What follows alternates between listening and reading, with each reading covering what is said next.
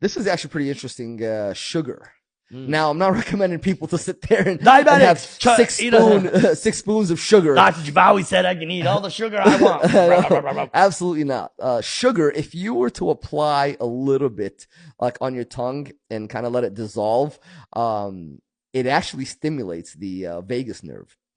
When you stimulate the vagus nerve, that'll put you in a parasympathetic state, which goes into the diaphragm ultimately and relaxes the diaphragm, which ultimately stops your hiccups. So hiccups. Everyone's always wondering. Yes. You know what? I ate a hot pepper the other day, and I had hiccups really bad. And I did put some sugar on my tongue, and it went away. Yeah, it works.